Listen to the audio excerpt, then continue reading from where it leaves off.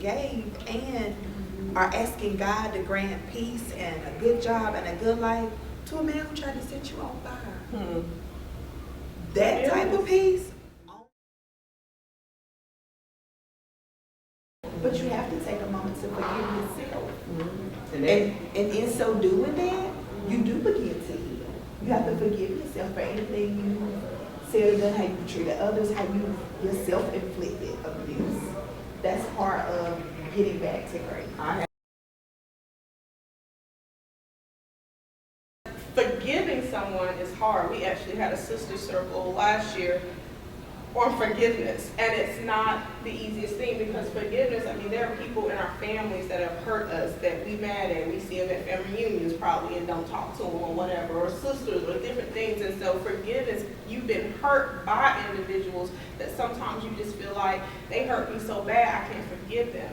Like some people who've been, molested or raped or whatever, they feel like I can't ever forgive that person. Well, forgiveness is not for them. It's for you to heal. So when we're dealing with issues, we're dealing with depression, we're dealing with a lot of those different things, shame and insecurities, a lot of it comes from the pain and hurt that we're still holding on inside. So you can't let go of the shackles. You can't let go of, being in this cage where you're all these things are still bothering you and you're not free until you actually forgive. I cannot help but see the love in every story.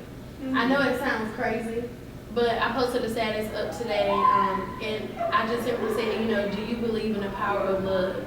And I meant that from a place of not romantically, but literally like the sense of how you can overcome with love. Like every evil, every negative situation, especially even the ones here that I hear today, I mean, y'all's relationship is a testament to love.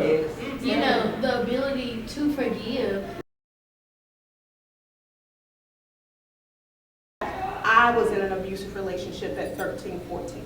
That was my first one.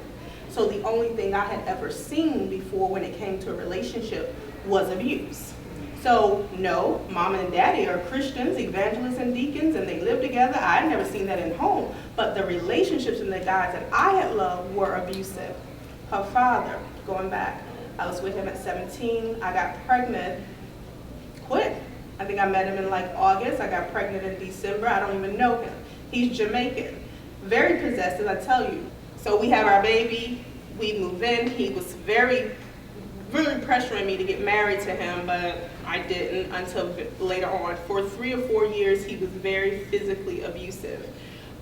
He would tell me he would kill me, he's gonna kill me. He would dump my body in the lake and go back to Jamaica, and I believed him. There were times I had to act like I was having seizures or like I was pregnant again so that he would stop beating on me.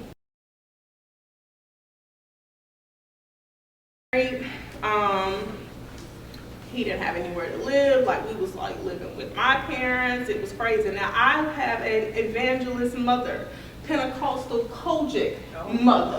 Okay, yes, that's real deep. I always have to tell people like where I come from. So somebody staying in the house and they didn't know we were married. So this was just baby daddy. Oh yeah. So it was very deep for her to even be like, okay, yeah, you stay in this room and you can stay until you get it together. So all of that's happening, and finally like that next year, I was like, you know what, this is just not going to work. Well, I separated from him, and like most people, I got my own place and I'm, doing good. I said, I'm not going to let him stay with me. And what do? He came to stay with me. I ain't got nowhere to stay. No. So you come stay with me. Couple of months, you're back to being abusive, you gotta go, blah, blah, blah. It got to a point where I had a house, 3-bedroom house, and I said, I'm giving it all up because he had been beating me so much and this was starting to affect my child. And I was like, we can't do this. Finally, we separate and we're really done, but I'm married to him. And I stayed married to him for years. Didn't think that it would affect me or anything like that. Found out he was having another baby and I just started crying. I don't know why I was crying. You know why? Anybody know why? Because you felt sorry for the next girl. Because I hadn't healed. Mm-hmm. I hadn't healed. I was still, I had gotten rid of him, but I had not healed and I had not dealt with all that he had put me through. The physical, the psychological, the mental, the emotional. I had not dealt with that. I had just left the situation. So, you know, when we actually go through that healing process, you get to a point where you're like, wait, what am I doing? Because that's what you're familiar with, is fussing and going back and forth. But then it was like, wait a minute,